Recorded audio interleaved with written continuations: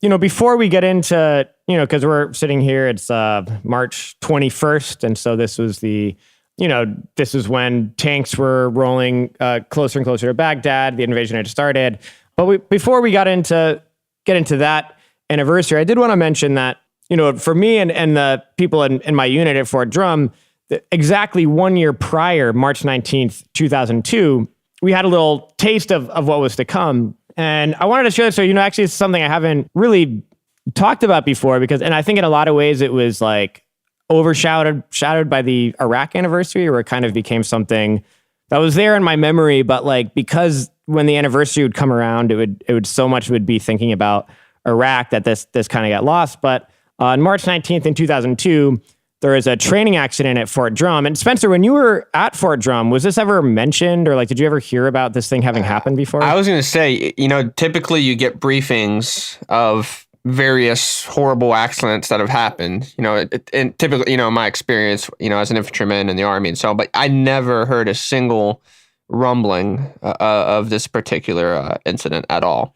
That's really interesting. I mean, so what happened was, I've mentioned before that I had this kind of like unknown intelligence job in the Army, that 96 Hotel, some like stupid radar thing, whatever. Like, no one knew what it was, and no one who was in the MOS knew what it was until like we got to AIT and we're like, this is what we signed up for. But anyway, so this training accident involved 96 Hotels, my MOS. And this was, a week after I had gotten to Fort Drum, and everyone I had been in training with at Fort Huachuca for the 6-month AIT for this 96 Hotel school, a handful of us got sent to Fort Drum. Most went to the bigger units like Bragg and Port Campbell and stuff. But a smaller group of us went to Fort Drum. And within, a week being at Fort Drum, there was a field training exercise where a separate field training exercise by one of the artillery units, they shot out 2 artillery rounds right on to where my platoon was out in the field. So 2 main explosions from the artillery shells that hit the field mess tent. And so there's like secondary explosions from the fuel for the heaters. But it was predominantly our platoon, the 96 Hotels that got hit directly. So this is the welcome to the Army moment, right? We're now in a real unit. Within a week of being at the real unit, everyone is on the ground. So several people, 13 altogether, were wounded. My roommate, Eric, he got a shrapnel, tore his knee apart. He's going to walk with a cane for the rest of his life. Another friend, Travis, got shrapnel in his, took out his shoulder blade, basically. So his left arm is can't lift his arm anymore for the rest of his life. Another guy, Pearson, just mostly internal damage, it hit him in the abdomen. And so it was a lot of repairing internal organs, things like that. And 2 people were killed. One of them, someone I went to AIT with, William Ham. The other guy, Sergeant Hall, I never knew him. But Ham was killed. Shrapnel hit him right in the neck. It didn't, there was no saving him.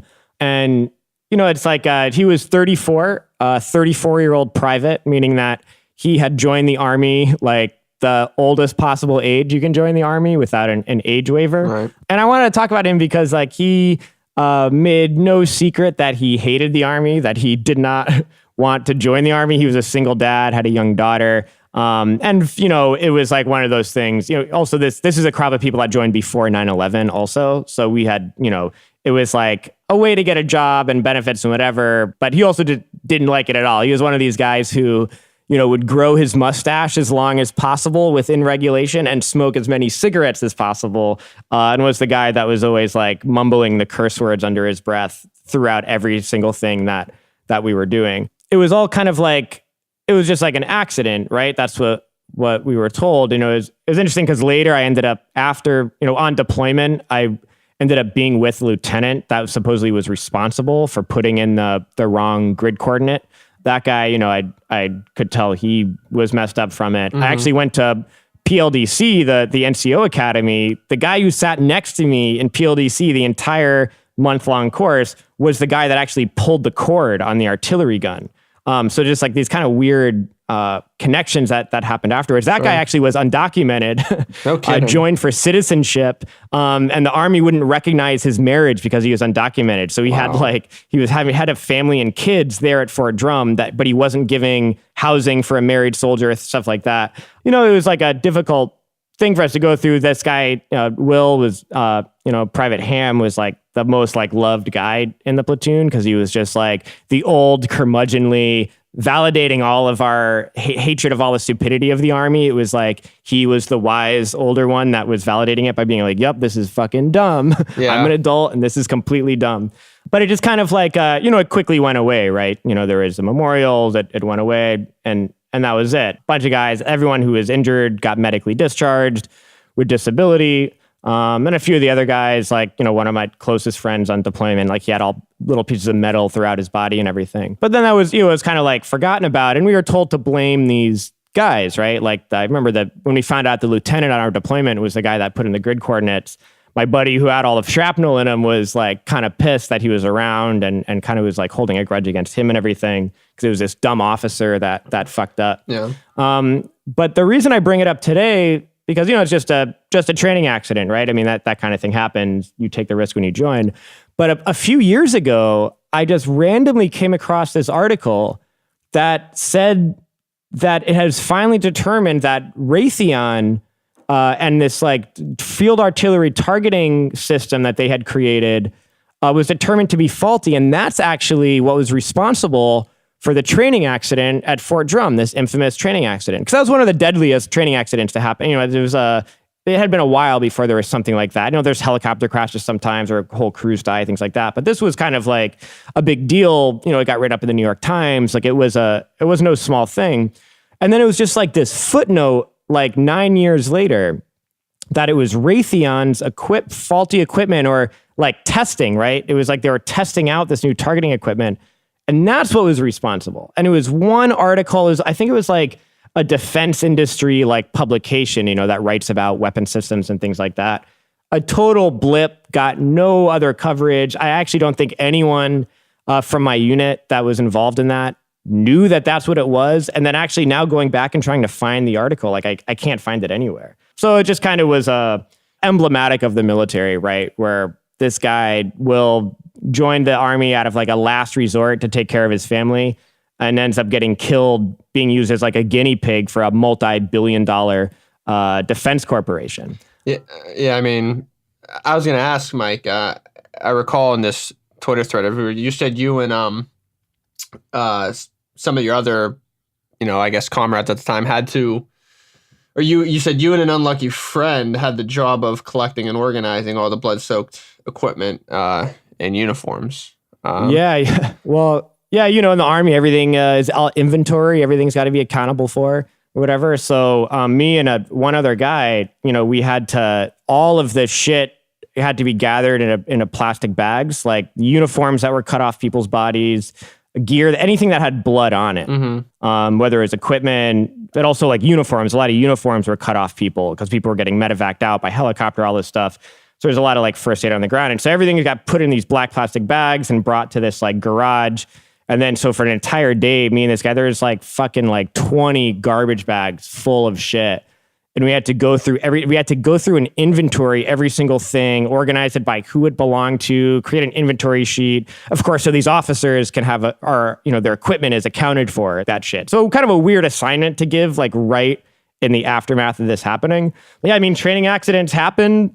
They're kind of common, and a lot of times they're common because of shitty equipment, shitty officers. But in some cases, it's these fucking huge defense contractors, right? I mean, it's like, it's crazy because it's like, this is how they test the shit out. It's like they don't have to pay for their own field training stuff. It's like they just give it to the Army and let the Army play around with it. And if nobody dies, cool, we'll put it into production. Yeah, I mean, I would venture to say that part of the reason why this wasn't investigated further is the fact that, roughly 70% of retired generals take jobs with defense contractors, Raytheon among them. And so, of course, the highest echelons of the brass probably don't want to lose any of that lucrative situation they have going on with these different ghoulish companies. Interestingly enough, I recall, obviously you're at Fort Drum, I was too, but right outside of Drum, outside of Syracuse. I think it's in Owego, New York. There's a big Lockheed Martin facility there. Every time I'd be going on leave, I'd always see it.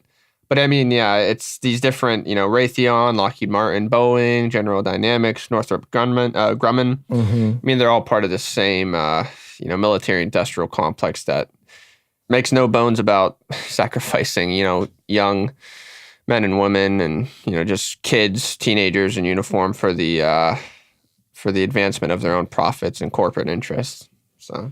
Yeah, and didn't have to be held accountable in any way. And I just felt so bad for these guys that thought it was their fault. I mean, that lieutenant, when he found out that because we were, our unit was attached to the 173rd in Iraq, so there weren't many 10th Mountain guys there. And then we saw this artillery unit was 10th Mountain, and we just linked up because we were both from the same place. And when that guy found out that we were the ones that he was responsible for blowing up, or thought he was at the time, I mean, he was just like, you could tell that he was like, oh, fuck, like, I feel humiliated to be here and everything. So they just let this guy and this other, like, that told you about that undocumented soldier that I was in PLDC with, they thought it was their fault. I mean, they were like living with the guilt of having done this. It wasn't even a question of, it was the equipment's fault.